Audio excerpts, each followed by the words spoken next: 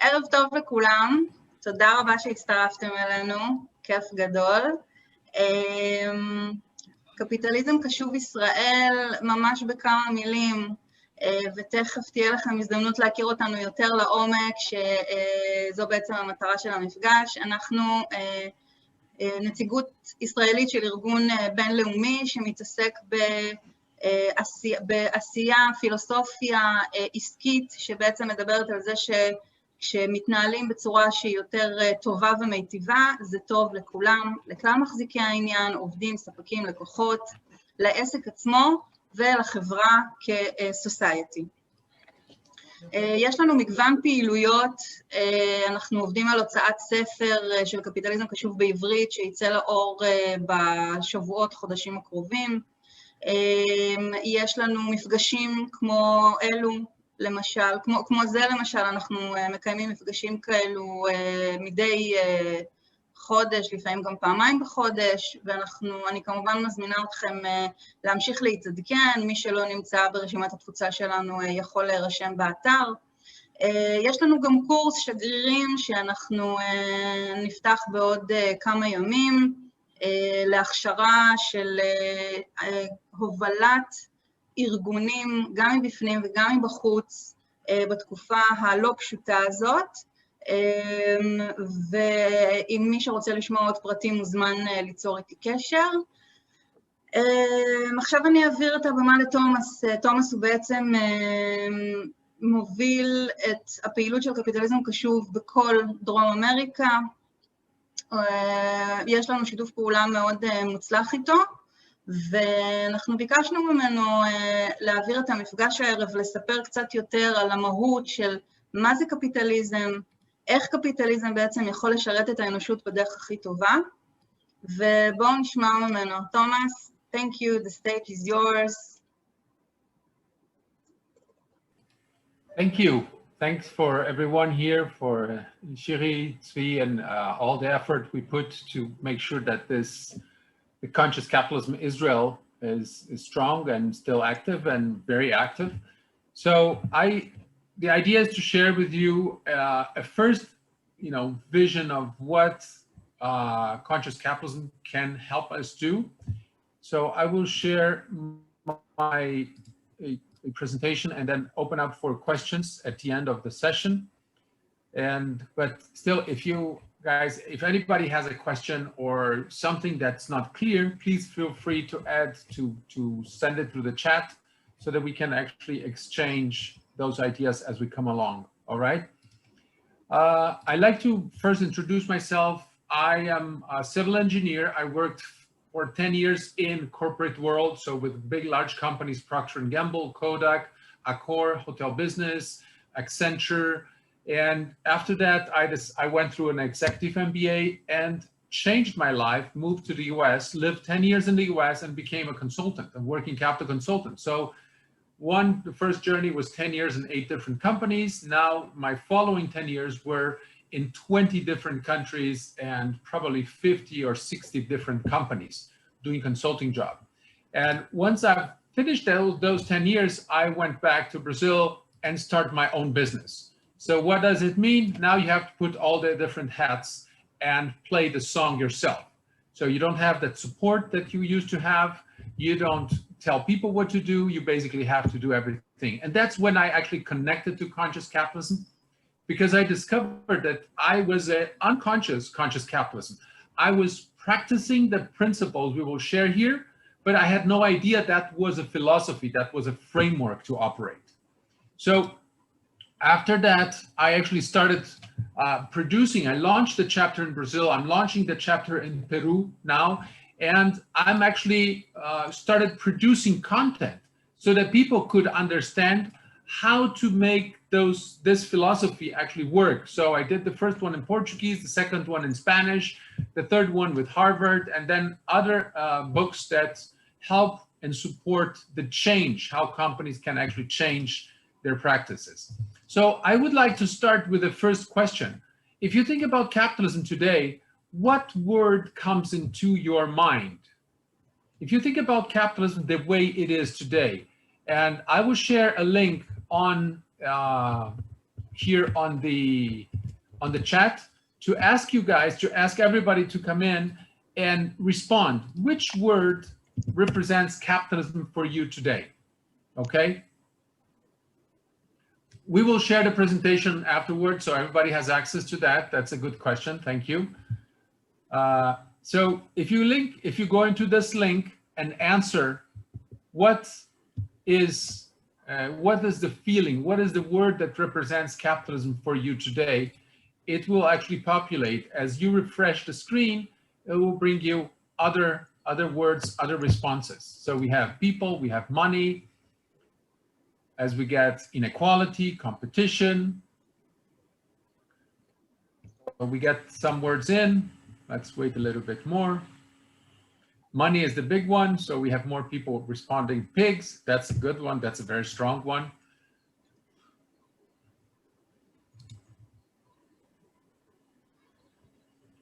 So a growing economy. We have also from Thomas, we have also people writing from in the chat: profits, self-interest, inequality again. So yeah, cruelty. Wow.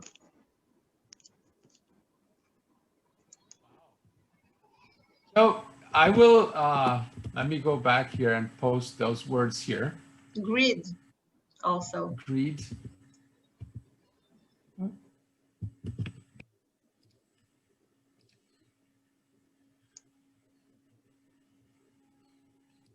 Something happened to my answer garden. Let me open it here in another page, see what comes up. So I can share with you. So I'm going to share the screen with the feedback on the words.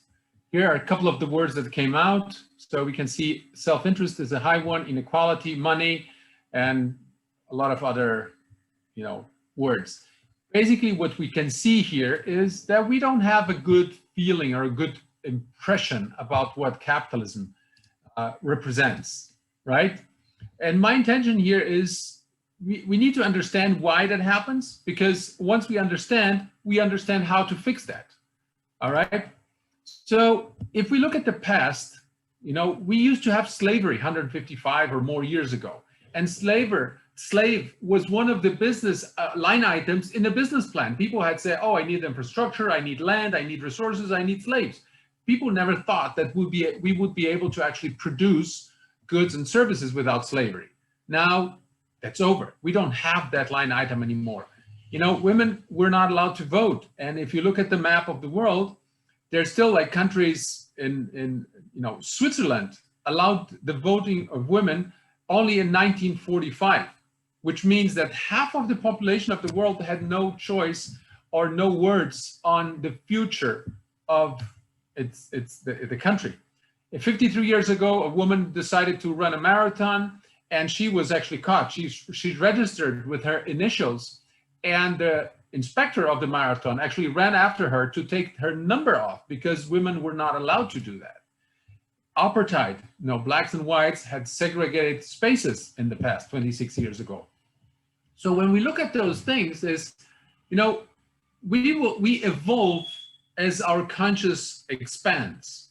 We do things today that tomorrow in 5, 10, 15 years will not be acceptable. The same way we as a humanity did things in the past that at that time were acceptable. Now today they're not acceptable anymore.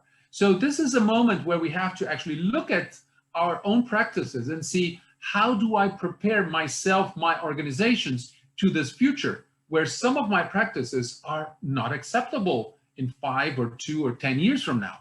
So this is a very strong exercise that's very important so we can actually design a more conscious organization. And when we think about how capitalism evolved, and I like to use a study done by Hans Rosling from, I think from Sweden. He looks at life expectancy and GDP per capita, income per person. So when we look at this corner of the graph, 30 years average life expectancy and only $500 of income, this is a space where the people are poor and sick. If you live a lot, like 80, 90 years and have over $50,000 income, That's a place where people are rich and healthy. Now, how was the world in the year 1000? We didn't have countries at that time, but I did extrapolation because at the year 1000, we were all at this corner. We were all poor and sick together, okay? So what happened is each little bubble is a country and each color is a continent. So the two large red dots, which is China and India, those were places that we already had a lot of people always. Now, from the year 1000 to the year 1800, very little happened in terms of life expectancy, quality of life, but we got more money. And if you look at the countries that actually accumulated more money, were the European countries that actually left to explore the world and get their wealth back to Europe. But it helped only on accumulation of wealth, but not in improvement of the average life expectancy. Now, in the last 200 years, we did a huge jump. We jumped from a space where we're all poor and sick together to a place where we are all healthier and wealthier at the same time, but all over the place, spread out. So what we created in the last 200 years in leveraging the Industrial Revolution was we created an equality, because now we are all different. Before, we were all poor and sick together. Now we have people wealthier and healthier and other less healthy and less wealthy. So understanding this is that this discrepancy or this inequality was much bigger in the past. Now it's reducing. It's not there yet. And because of what transparency the world offers us, we know exactly how many people actually own how much money and accumulate all that wealth in the world.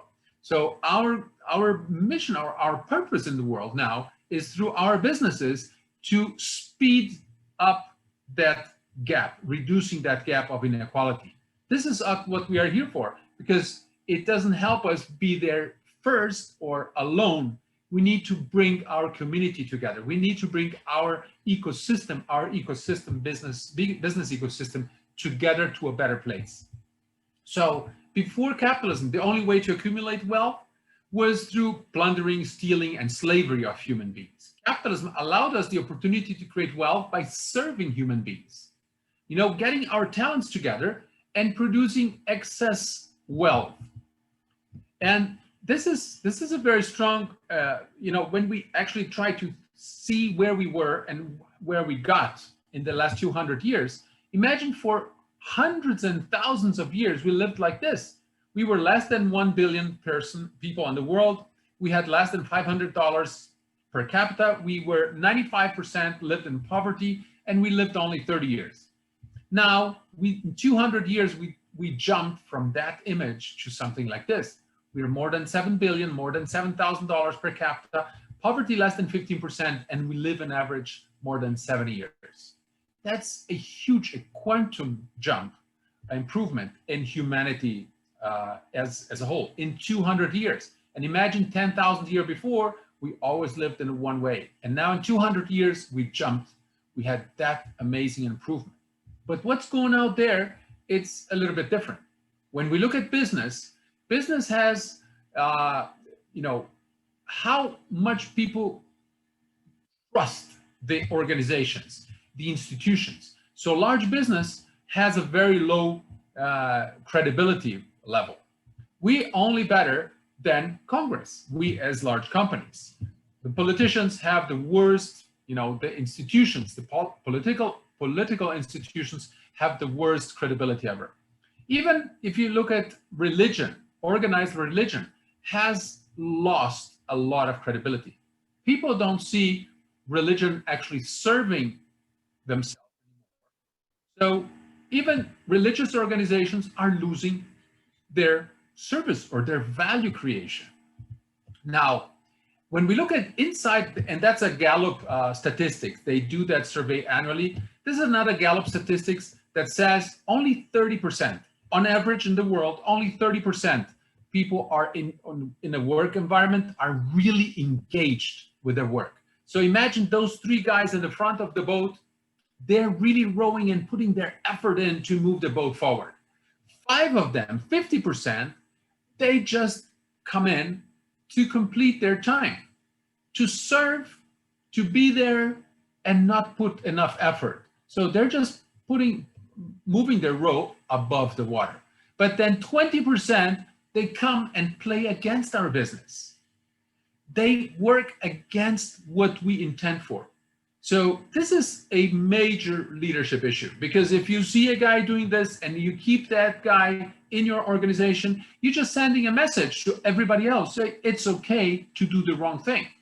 But leadership should actually identify everybody has a talent. This guy has a talent to row in the boat that goes the other way. Maybe the guy in the last position has a talent to harvest mangoes, not to row. He shouldn't be in the boat. He should be somewhere else. So we as leaders, we have to actually identify those issues and improve or put the people with their right talent on their right spot. The last thing that's very important is every time more people work for free. What do you mean? Yes, voluntary work has increased year after year. More people are doing voluntary work. And according to United Nations, a lot of different studies show that it's about 140 million volunteers in the world. That could be the 9th largest country in the world. So if we think about how we organize ourselves, our businesses, our organizations have low credibility. Inside our business, we don't have everybody engaged in what we work for. And people individually, they don't see their work making any sense. So what they're doing is they're looking for some purpose, something relevant. Why does my work doesn't make sense? So I'm working for free to find a reason for my work. What is wrong? We're playing a game that kids like to play and that we play with kids, Monopoly. I don't know how many of you know this game. This is a very popular game all over the world. And here's how you win.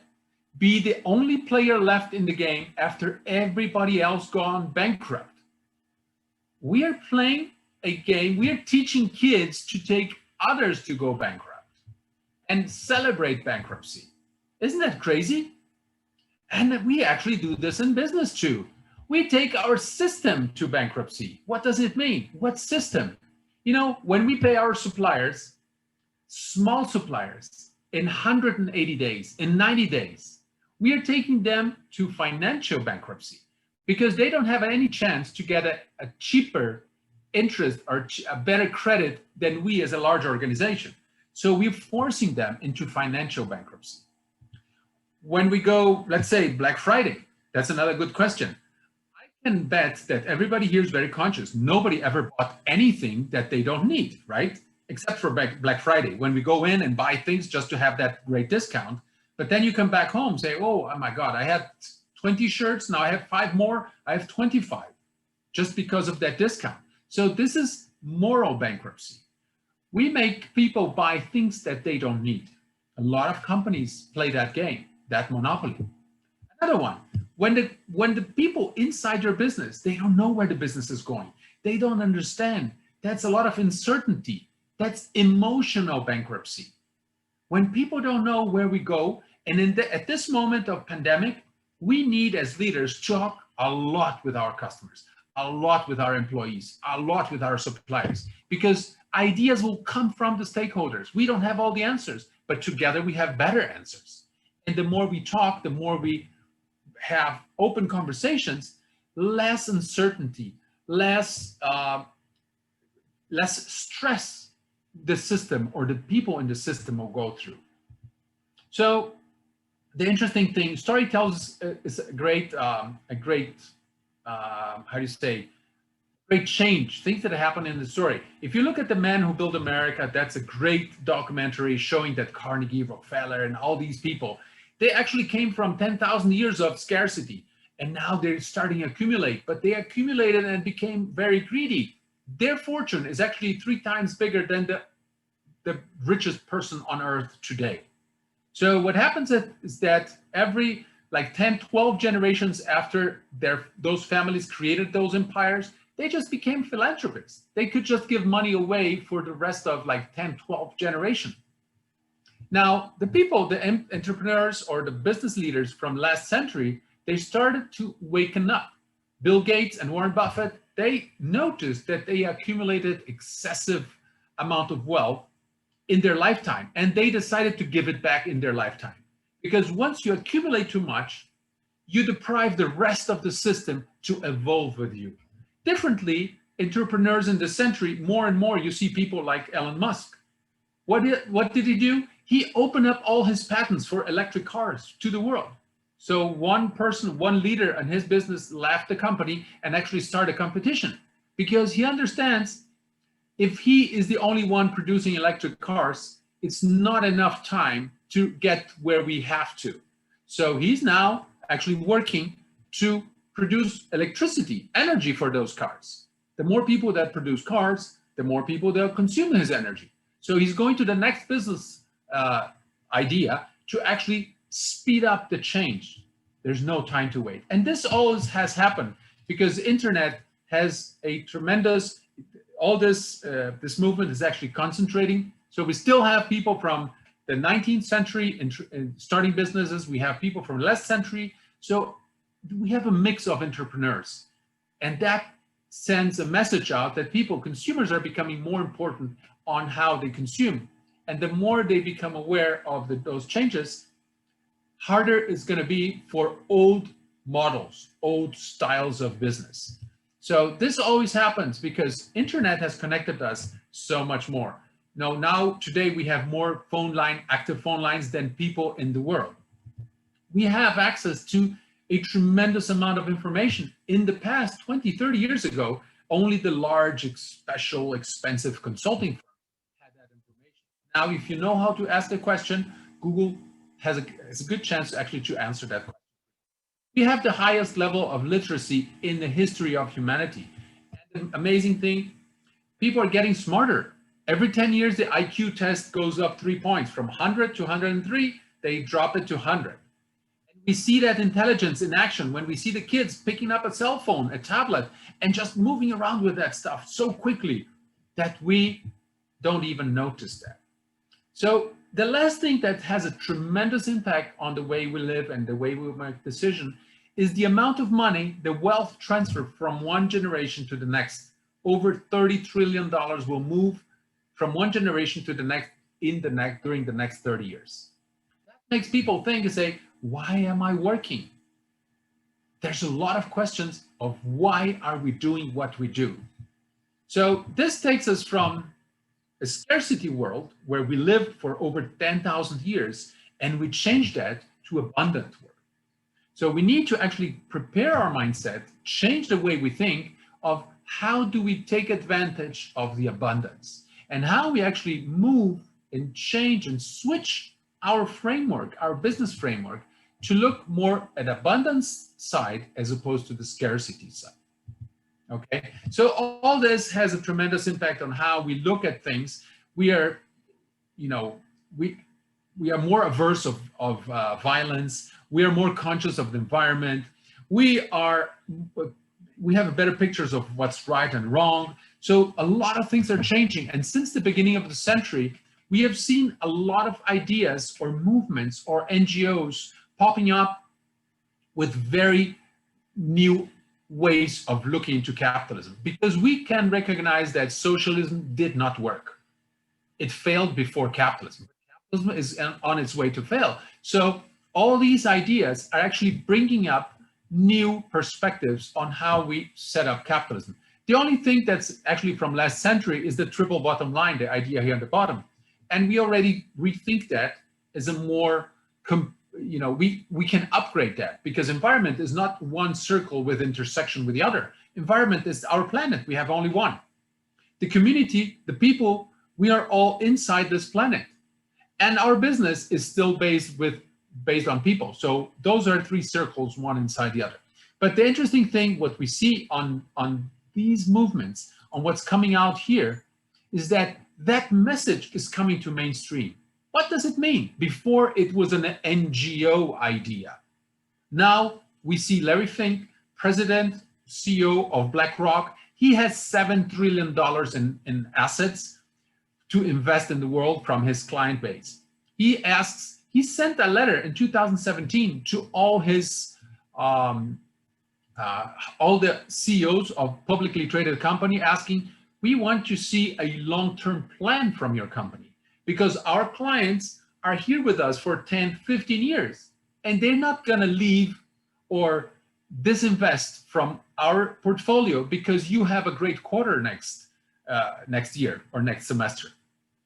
Everybody here wants to see a long-term plan. We want to see consistent result over time, not just one great quarter, but good years ahead. So he sends that message clear and loud out. After that, we published the book Conscious Capitalism, where we showed the performance of companies that actually practice those principles. We're going to go back to this later. Now, last year, we had another great message.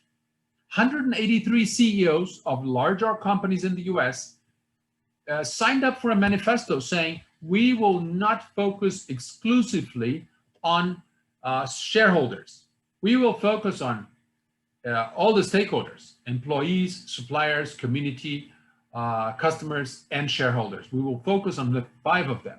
These guys represent 30% of the asset base of the US stock exchange. So that's a lot of value and a lot of people talking about this. And the amazing thing is that Larry Fink came back and said, we want your plan to regenerate. So it's not enough to be carbon neutral. You actually have to have a positive impact. We will not accept companies that have a negative footprint in different areas. It's not compensating the positive footprint. You have to be zero or positive. You have to regenerate your ecosystem. And ultimately, the beginning of this year, there was an amazing opportunity where the World Economic Forum started talking about stakeholder capitalism. Now, all those movements, they talk a lot about the 5 stakeholders. There's one stakeholder that's not there, that's the environment. It's not listed in the 5 stakeholders, but it's still there in different words. We need to list environment also as one of the 6 stakeholders. So we need to look at shareholders, customers, suppliers, community, environment. I missed one. Okay, they're basically 6 stakeholders. So the big challenge here of integrating those 6 stakeholders is, how do we actually connect that? When we go back 50 years ago, Milton Friedman had a very strong message. He received the Nobel Prize of Economics, and in the 60s he said, the sole purpose of any organization is to generate profit for shareholders. The interesting thing is not that what he said is wrong, it's just incomplete. We can add to that. So every company has the responsibility to generate profits, because if you don't generate profit as an organization, you're socially irresponsible, because you put in risk the lives and the families of your employees, of your suppliers, and of your communities, everybody who actually needs the business you generate. So generating profit for shareholders is not the only thing we have to do. We need to generate value to all the stakeholders. And what we see, that all these movements, all the ideas we have seen here so far, they bring 4 principles together. In one way or another, if you look at, let's say, circular economy, inclusive capitalism, all of them have 4 elements in common. The first one is purpose, evolutionary purpose, because the purpose also has to adjust and adapt to the changes, the social and economic changes that evolve around our community. So why we do business? What are the problems we are solving through our business? What is the intention? What's the essence? Are we here to heal, or are we here to cause problems? So this is a very important thing. And this is actually, without a clear purpose, we are not managing to win our hearts and minds of our stakeholders. People just see ourselves as another company just here to produce profits for shareholders. So until we understand that the purpose of a business is not to produce profit, it's to produce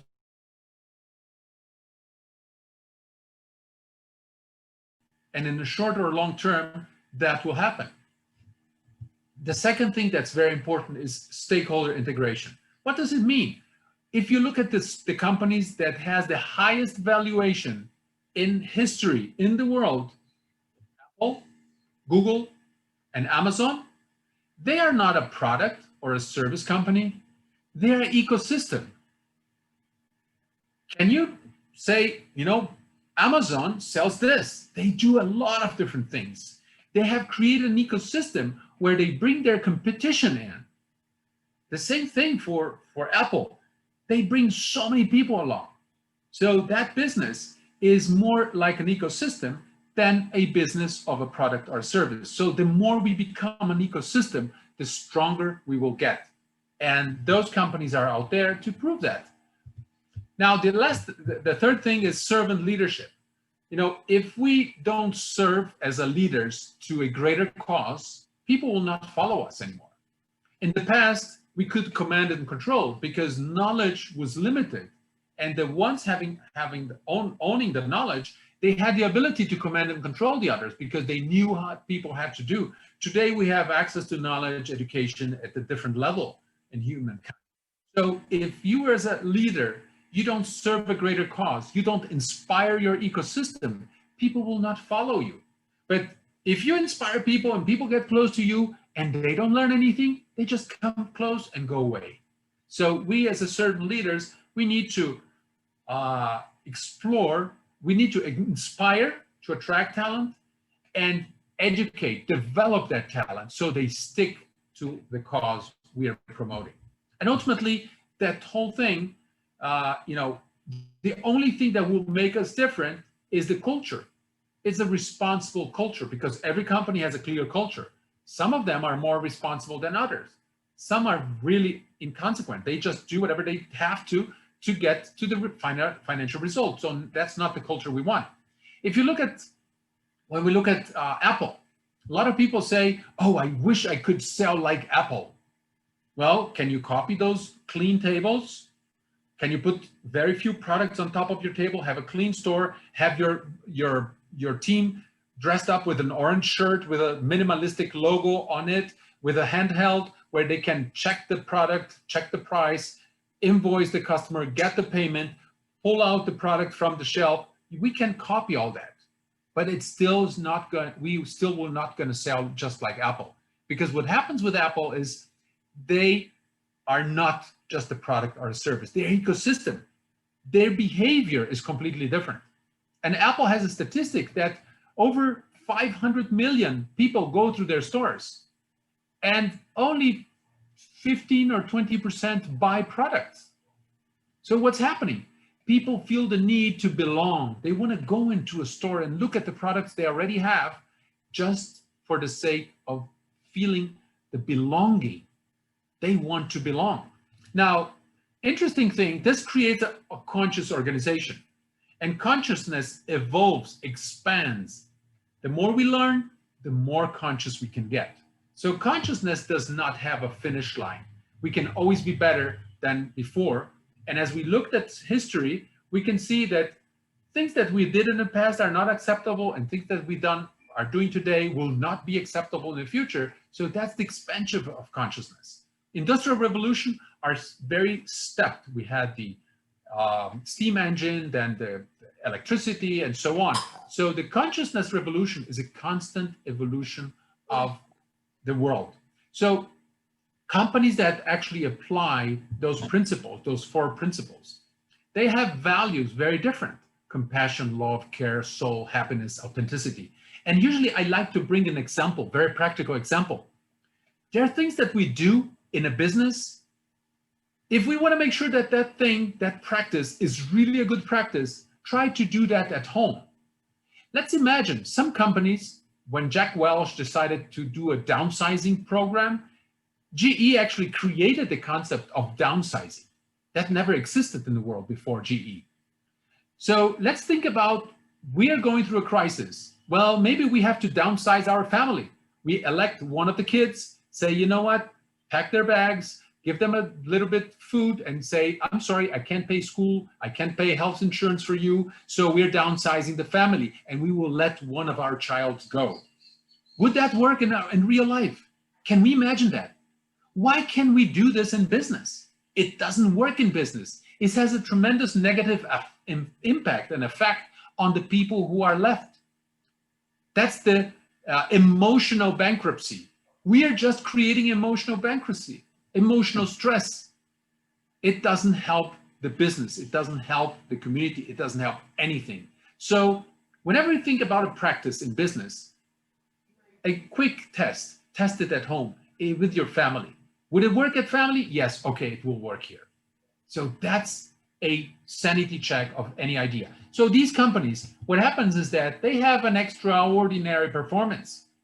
So what love got to do with this? If we look at the performance of along the 20 years, Standard & Poor's 500 gave us a performance of 290%. That's a tremendous financial performance. Now, when we look at good to great, in the short term, they actually gave a higher return rate than the average stock market. But in long term, it's still a good performance. We get about 450%. But the companies we call firms of endearment, firms and companies that actually practice those principles, they have an extraordinary performance. It's up to 7 times bigger than the average market. If you think about doing this, implementing those conscious principles based on the financial result, it will not work because it's a fake intention.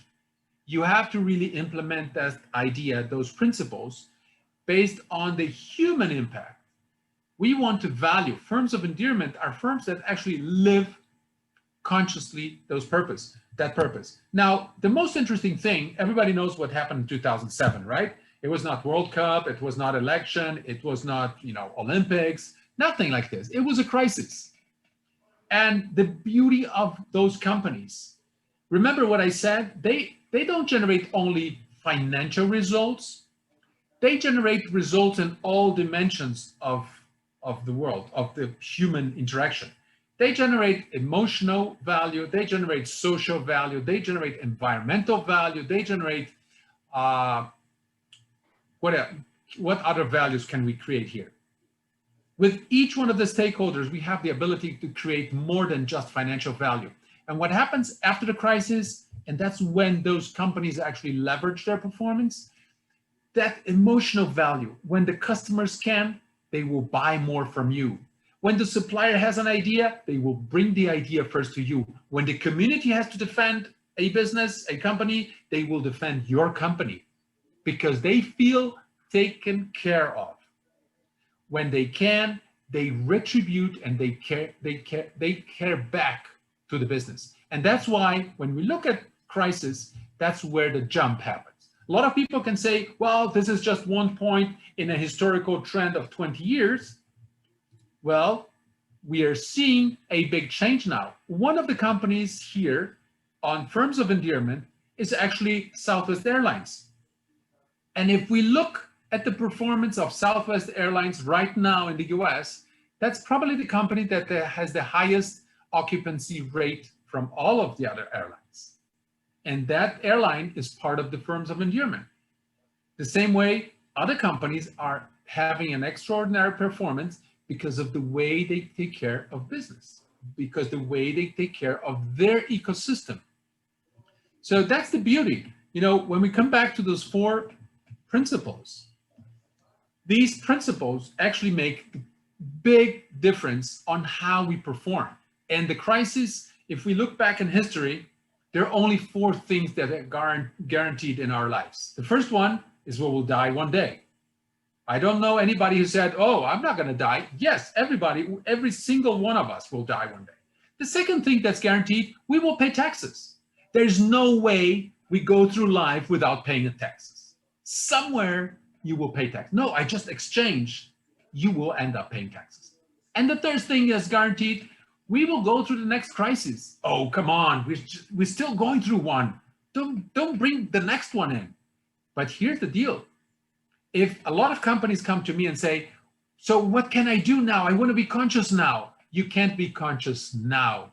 You can start your process now so that on the next crisis, you have created enough value in different dimensions that the ecosystem will help you go through the crisis. That's our challenge. How do we connect to our ecosystem? how do we actually protect and care for the ecosystem so we go through the crisis much easier than we're going today. Okay, so this whole journey, how do you actually make this happen? We like to share, a 4-level methodology. A lot of people first need to understand the concept. So we like to help people discover what is each one of those concepts. Now let's dive, let's review examples and do some exercise, explore exercise. The last thing is, okay, now I do this here in my company. How do I actually disrupt it? How do I make this happen in my business? And lastly, it doesn't mean that if I write a purpose statement, it will work. I have to demonstrate it on an everyday decision, on everyday action. So one thing that we will share at the end of this, a purpose activation tool. So a quick description, a question, what's the purpose of my organization? And ideally, we suggest that you do that exercise with multiple people in the organization so you get different feedback. And some people will have an impression that we have a great purpose. Some people say, well, I think we have. And some people will say, I never heard about our purpose. So this is what we want to share with you at this point so that actually you can go out to the next level and do this.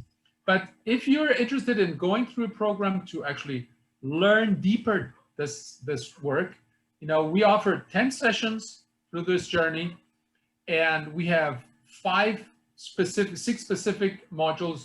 This masterclass is the first one. Then we're going to go through each one of those different levels and talk a bit about implementation. And finally, we will have some tools and frameworks and checklists that everybody can use to do that work in your own business or for others.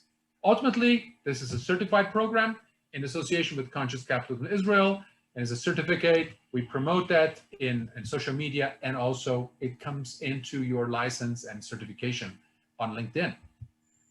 Here we have 2 examples. Those 2 guys, they had this certification program. They participated in this program in 2015, and they have done more than over 100 projects. They stopped measuring how many projects they had once they reached 100. So, well, we got 100, we have done enough projects, purpose projects, allowing companies to live their own purpose since they started doing consulting jobs. So this is a practice that actually can help us a lot in taking us to the next level. I would like to open up for questions and for anybody who has some concerns, some ideas. I think the great thing of this journey is we learn from each other and we learn from the journey. I like to say we have more knowledge in the group as a whole than just from what I'm sharing. And as a rule of conversation, I like to start with the idea, say, all the ideas are not complete. They are complete at our level of consciousness. As I expand my consciousness, I go back to that idea and say, oh, I can add more to that. The same way, if we look capitalism and socialism, those 2 ideas are not complete. Capitalism is great to produce wealth, but failed on distributing wealth. Socialism was great to distribute wealth, but failed in producing wealth. So when you look at Cuba, Venezuela, they don't have any wealth to distribute. So they distribute hunger, poverty. The system is very good to share that. So they're sharing the bad stuff now. So how do we pick both sides, put them together as 2 pieces of a great puzzle and make a new drawing, a new picture? So that's the idea. When we feel humble and say, my idea is not complete, and I will always accept somebody who can add to this and make my idea better. So it becomes our idea. And our idea can become better as somebody who comes in, as we learn something more, and we add into that journey. Okay? Yeah. Can I ask? Hello? Yes, Ati, yes, you can ask, for sure. Hi, thank you. Thank you. Can you please elaborate of the impact of the conscious capitalism in nowadays, speaking about Corona time, speaking Yes. about the hardiness, the crisis? How do you cope? I mean, yeah. Thank you. So I will share an example because I love, the conscious companies, they're actually bringing people together to find solutions. I live in an area which is very residential. So there's one guy that was very lucky. He has this restaurant for 50 years before the zoning changed, and now we can't have any business in this area. But he had the restaurant so long ago that he actually didn't have to change or close his restaurant because it's residential. So this guy takes care of all the neighborhood with plants, with all the, the urbanistic side and, trees. He loves the neighborhood. So basically with COVID, he had to close the operation. Nobody wants to go to restaurant. Nobody was actually going out. So it's useless to keep your restaurant open. Nobody's walking on the street to come in. So I went to talk to him one day and say, hey, how's it going? So really bad. So what do you think? Well, you can't disappear. I sat down with him and we start talking. What can you do? I don't know. I know everybody comes to the restaurant. Most of the people live here in the neighborhood. So I know them, but I don't know where they live. Well, what if you offer all the neighbors in this area a discount just to keep you alive? Let's make a calculation. So we went together on a piece of paper, like little piece of paper at the restaurant where he takes his orders, say, how many people live here? We got into Google, 300 homes, 300 families. Okay, so if each month you get 300 deliveries, how much could you do those deliveries? Oh, I could give 30% off, because if I get 300 orders per month, I don't need to make profit. I need to be alive to keep my employees, to keep my suppliers coming, because if I lose my suppliers, I might lose my product, my quality. So we wrote down a little letter to all the 300 homes that live here, families. We distribute those papers together. Guess what? He is stronger than ever, because everybody say, I can buy once a month. I can order once a month and I get 30% discount. And it worked so well that he sent another message out after 2 months of COVID and saying, everybody who's ordering once a month will get a free meal to celebrate when we are back together. Because we are together in this. So the question is, with who are we together as a business? Are we just looking to ourselves, to our cash flow?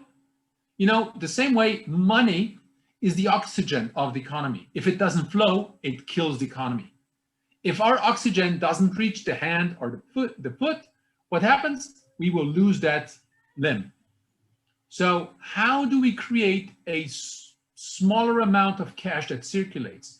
Who is our community? A community means suppliers, customers.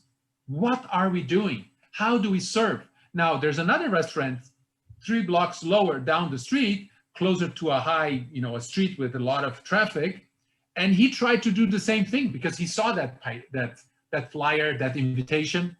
Nobody's buying from that guy because he doesn't do anything for the neighborhood. And when you see somebody taking care of your neighborhood with plants and with, all the ways you can take care of, people will respond to that. So the question is, the other guy tried to do the same thing and say, sorry, it's not going to work. You don't give us anything. We don't feel any benefit from your presence. Why would I support you? I'm not going to miss you as a business. I'm going to miss the other guy that takes care of our neighborhood. So when we think about this, those are values that are non-financial. That's a social value, moral value, environmental value that have been created in our neighborhood, that we look at that and say, I want this guy to be here tomorrow. And every time we buy something, that's a political act. If you buy from the guy that's next door or from the guy the other side of the street, that's a political act. You say, I want you to be here tomorrow. I want you to continue to do business in this area. I want you to continue to serve the way you serve. So this is actually an insight on how we are doing business. Do people really want that we still be in business tomorrow? What do we actually offering in addition to the currency exchange to our employees? My employee gives me 10 hours of work, 8 hours of work, and I give them a paycheck. Is there anything else to that interaction? Is it merely financial? It's a merely financial game, or do we get more out of it, out of that relationship? So when we look at COVID, a lot of companies come to me, what can I do today? Well, you have to adjust. And you have to go back and understand, why do you exist? Are people going to miss you if you're not here? People will only miss you as a business if you actually generate more profound relationships that go beyond money exchange or time. Utilitarian exchange. Somebody comes in, gets a product, and gives me money. I don't even know who that person is. So what kind of exchange are we creating? Utilitarian exchange or different levels, different values? Thank you, Etty, for the question. I hope I helped you with some insight. Toomas, thank you for the answer. I want to follow up on Etty's question. We have received a question before the meeting from someone who couldn't join us. And the question is, do we have some kind of a special offer for small and medium businesses, which are the main business that are really hurt in this crisis? So could you please elaborate on that? I think every business has the same challenge, independently of the size. If you don't have a purpose, if you just sell or exchange your product and service for money, you don't create relationships, you have a weak family. It's a bigger family. You have your blood family and you have your community family. If the exchange you have in that community has no profound ties in emotional relationship, people don't care about you. People care about the emotional connection. When we talk about purpose, a lot of companies have a nice purpose, and then when it comes to the vision, I want to be number one. If I state that I want to be number one, my message to everybody else, you're number 2, 3, 4, 5, or 6, or whatever number, the number one is mine. But if I have a vision of a place, a world that really connects emotionally with me, say, I can be part of that. I'm going to join conscious capitalism. That's where I want to go. That's the big difference. We are not connecting emotionally with anything. Now, I want to, Tal made a comment here, 5% of the population holding 95% of the money. People are starting to change. The owner of the duty-free stores, he just donated $8 billion. He's 85 years of age, and he said, oh my God, I accumulated too much. The new generations, they don't want to contribute to companies or to leaders. They're just accumulating. So we need to be aware of that. If we are just generating a wealth accumulation, people will look other way. So what is the contribution? We might be accumulating, but we are generating so much other wealth, social, environmental, that people are okay. But there's a limit. The question is, how much is enough? And if we don't have the answer, how much is enough, we are in the wrong place. We are in a place where people will notice that we don't have the enough limit.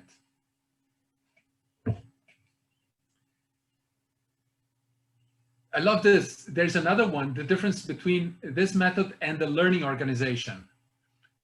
Consciousness is about learning. We can always learn more, and that expands consciousness.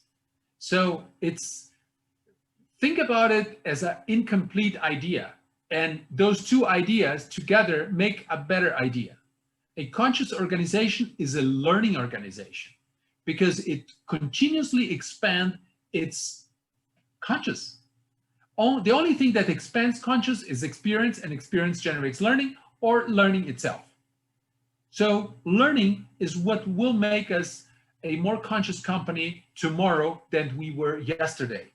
If we stop learning as a leader, as an organization, we become obsolete by the hour. And learning is not learning alone, is learning with the ecosystem. So again, we go back to stakeholder integration. We will be only as strong as our ecosystem.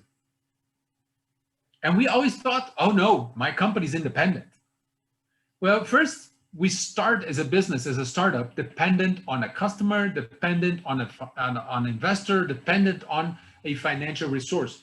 As soon as we become, sustainable financially, we think we are independent, to a point that we evolve and grow and learn that we are only dependent because we are interdependent. We depend, the whole system is one single thing.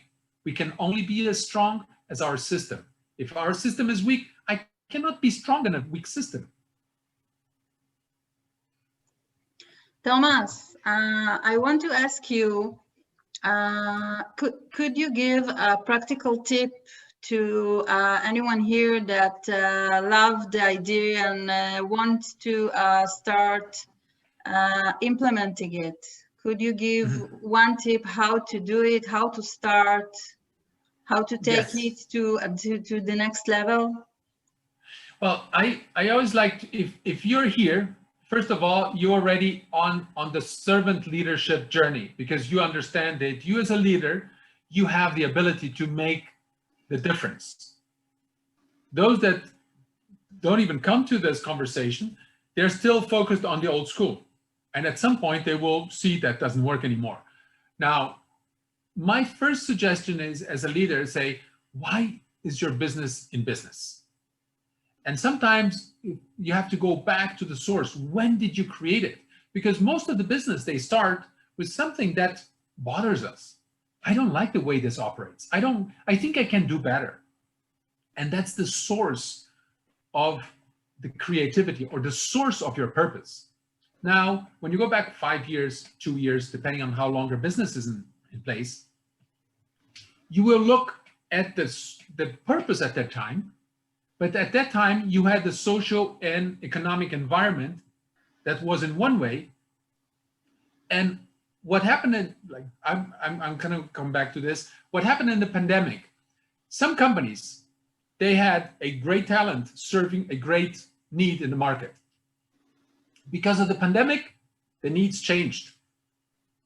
And I didn't adjust my talent. I didn't adjust my purpose. So I became irrelevant. A lot of companies, they actually notice that the need is changing, and I'm adjusting, evolving my purpose to follow the need of the market. So my first recommendation is go back to when you started your business. Some people say, well, I started my business to take care of my family. Caring for your family could expand in caring for more things. How you express that caring could be actually a way of doing business. I did a project with a small supermarket chain, and the guy said, everybody's talking about purpose. I need to figure out my purpose. What's the purpose of our supermarket? I have no idea. I want you to come in and tell me what my purpose is. So he tells me the story. He started his supermarket in his garage because the town he lived, there was no food, no markets. So he went to a city next door, a town next to that. He bought food and started selling because he knew that would help taking care of his family. And what happened is that the food that he couldn't sell, he would eat. So it would serve both things. So he grew. Now he has 50 stores, and I visited the stores, talked to customers, to suppliers, to all that kind of thing.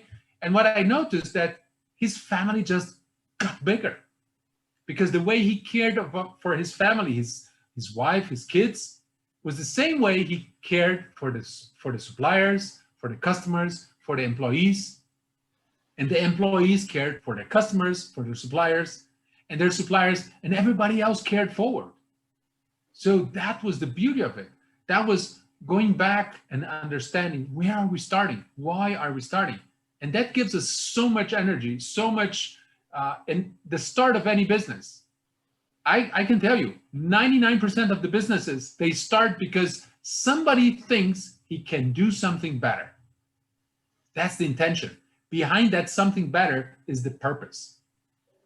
Very few people say, oh, I'm going to copy that and make a lot of money, be rich and retire. Very few people think about this. But there's still people like this, right? We can't ignore them. But majority of people who start business, entrepreneurs, they start with a great idea and say, I think I can do this service better, this product better. I can do my family better, my community better. And some more altruistic, they say, I can make the world a better place. Look at Waze. Anybody knows Waze here? Yeah. That little app that takes you from one place to the other in a very, in the best way possible. And sometimes you see people just changing the route, and then Waze tells you to go the same way. Say, everybody's using Waze. The guys that created Waze, they thought, we will make the world a better place. Outsmarting, even the message, outsmarting traffic together. I was in Ecuador, in Quito, and there was tremendous traffic. I asked the cab driver, say, can you put Waze on? I say, what? Waze.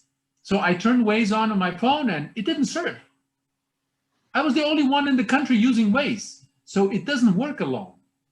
So that's the beauty. How strong is your ecosystem? As long as everybody participates, the stronger we'll get. That's the idea of Waze. So it's working together, getting more benefit together. So that's the beauty of a purpose. How do we go back to the source, to the origin, to the essence of how we created what we created? And that's where the purpose lies. And then you look at the environment when you created that idea, that concept. So that was the economic situation, that was the social situation, that's the environmental situation. And how did this evolve so you can update your message so it makes sense for today?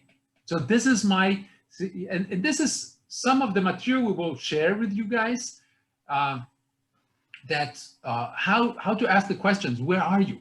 So what's your focus? So that we will give you like 3 actions. You can start in the journey of activating, rediscovering, or expressing your purpose as an organization.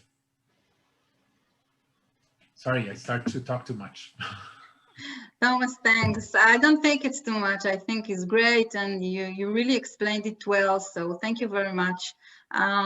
We have another question. I think it will be the last one, but we'll see how I think people are quite tired already. So the last question is from Sigalit, who wants to know, what is the place of the employees in planning and development of the organization as one of the stakeholders, of course? Thank you, Sigalit. I think, when we look at servant leaders, what we want is that everybody leads in a business. We want conscious capitalism. Those principles of conscious capitalism, they lead us to a teal organization. What is a teal organization? An organization where you don't need a boss because everybody is empowered to lead the change. I'm going to lead my task. I'm going to lead my group. I'm going to lead my team. I'm going to lead the responsibility. Everybody has the opportunity to lead and not to follow, because we don't need followers anymore. We need leaders. So when we think about that perspective, where we're heading with those principles, we are heading, and when we talk about conscious capitalism and other ideas, this is not the end of the line. This is how far we can see. Once we get there, we will see teal organization. Once we see teal organization, we will see the next level. But it will expand as we expand our knowledge. So every single one is part of how we learn and how we develop the organization.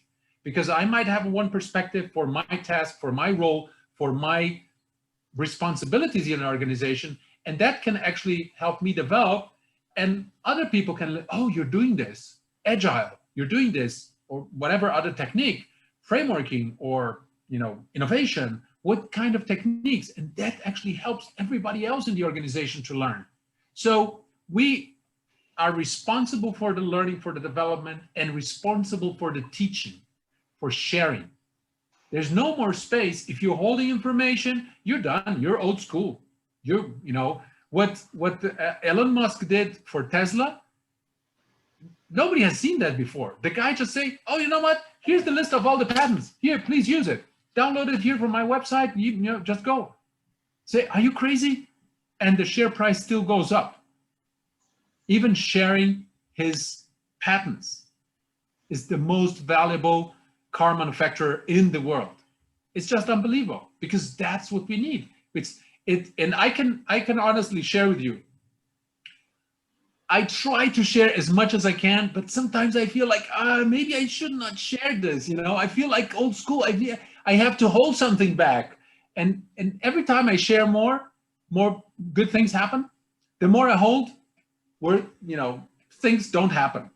Not that bad things happen. Things happen slower and don't happen. Of course, sometimes some people don't understand the philosophy, the idea, and they use it in a way it shouldn't be used. But the beauty of this is as you start opening your heart, more people around you say, well, why don't we open our heart together? Why don't we create a stronger ecosystem? Why don't we make this idea, this movement, this way forward stronger? Because what's happening today, it will happen again. And if we think about crisis, if this is a bad crisis, wait until you see the next one. Because if it's something that we have lived before, it's not a crisis. It's like, if you get a flu again, oh, I had a flu, it's like 2 weeks and you take some medicine, it goes away. But we will go through the next crisis in 5 or 10 years. It will be worse than this. We need to get ready. We need to work together. We need to create our system. And we are only as strong as the system, our ecosystem. Thomas, Anyway. I want to say, Shiri, I want to say, Thomas? Yes. I want to say, first of all, I'm enjoy listening to you and your passion to your mission in conscious capitalism. So it's great. But I want to ask for your permission to say some sentence in Hebrew. Yes, please. To bring it, you know, Tachlis, right? Tachlis, yes, Tachlis. And Galia was one of the participants of the first program, right? On with Conscious Capitalism Israel. So we talked a lot about Tachlis, and so please, Galia, do so. And I think the message from you is a gift for me. Thank you. Yeah, thank you. So, חברים, חברות, אני רוצה, חשוב לי, באמת, תומאס הוא באמת איש השראה, והוא באמת מהמייסדים, ואפשר לראות באמת את התשוקה שלו בשיח, ואני יודעת שאנשים שנמצאים פה רוצים לדעת איך זה קורה באמת, ומה קורה עכשיו בתקופת הקורונה. ובאמת אנחנו עוקבים אחרי הרבה, ובקשר עם הרבה מאוד חברות שהן קשובות פה בישראל, ויש לנו הרבה מאוד דוגמאות של חברות בגדלים שונים, מ-50 עובדים עד 550 או 1,000 עובדים, כמה יש בתנובה. הרבה מאוד עובדים, מה שקורה, הפרפס הזה, זה בעצם המטרת על שיש לארגון מעבר לעשיית רווח.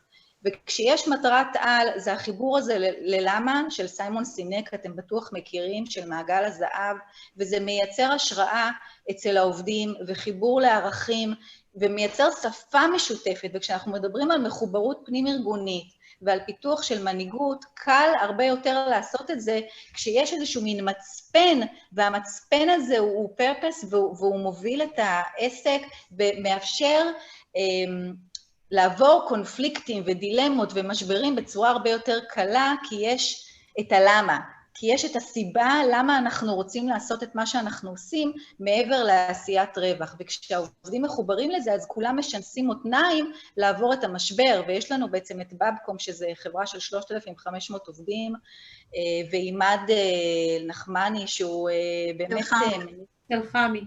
תלחמי, שהוא באמת מנהיג קשוב, ואני דיברתי איתו באמת בחודשיים הראשונים, והוא סיפר לי כמה העובדים רתומים להתגבר ולתת את השירות הטוב ביותר ללקוחות שלהם בתקופה הזאת, ובאמת יש הרבה סיפורים מופלאים של שותפות עם כל מחזיקי העניין, ברמה שיקב טוליפ מתקשר לכל הלקוחות שלו, חנויות יין ומסעדות, ואומר להם שהוא בעצמו במצוקה, ואומר להם, איך אני יכול לעזור לכם? איך אני יכול להשעות לכם את התשלומים, או לספק לכם סחורה, או בכל דרך שהיא, או ההירתמות של כולנו לעזור לתמם, שנקלעו למשבר מאוד מאוד גדול, כי בעצם הפסיקו את הטיסות, ואי אפשר בעצם לספק יותר אספקה של המזון שלהם למטוסים, אז ישבנו וכולנו פה בתוך הארגון של קפיטליזם קשוב, כדי לחשוב על רעיונות יצירתיים, איך לעזור לו לצאת מהמשבר הזה, ועלו דברים מופלאים, והכל בנתינה ובאהבה גדולה. אני חושבת שזה באמת מפתח לעבור משברים, לחבר את העובדים ולייצר נאמנות מאוד מאוד גבוהה אצל לקוחות, שזה מה שמייצר את החוסן לטווח הארוך של ארגונים ועסקים. זהו. Thank you, תומאס. גליה, תודה רבה. אני רגע אחבר פה את כל מה שנאמר. קודם כל, באמת נכון, יש הרבה דוגמאות. אני אספר לכם שבספר שהזכרתי בהתחלה שאנחנו נוציא לאור בקרוב, יש גם מופיעות חברות ישראליות קשובות, ויהיו שם גם סיפורי גבורה, סוג של מהתקופה הזאת, מתקופת הקורונה. מעבר לזה אני אספר שכמו שאמרתי בהתחלה, מי שרוצה להעמיק וללמוד עוד, אז אנחנו פותחים בקרוב קורס, המחזור השלישי של קורס השגרירים שלנו. תומאס הוא אחד מהמנחים בקורס, וגליה היא אחת מהמנחות בקורס, ומי שרוצה מוזמן לפנות אליי, או דרך הפייסבוק, מייל, טלפון, באתר, מה שבא לכם. מוזמנים לשמוע עוד פרטים. והייתה רק שאלה אחת נוספת. Thomas, we had one last question. Etty wanted to know about building trust. So Etty, can you please shortly present the question and then we'll wrap things up? Thank you very much.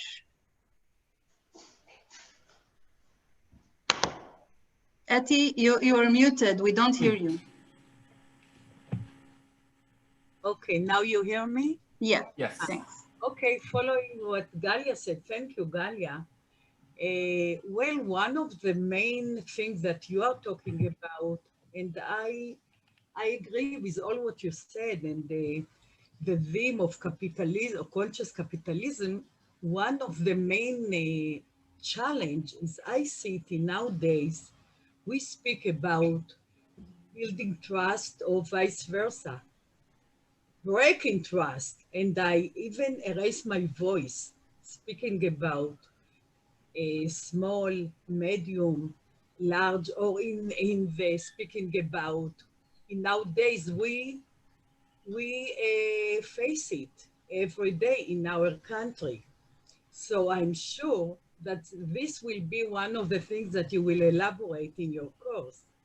But I just felt that speaking about trust, and you mentioned concept before, speaking about learning organization, yeah, of Peter Senge.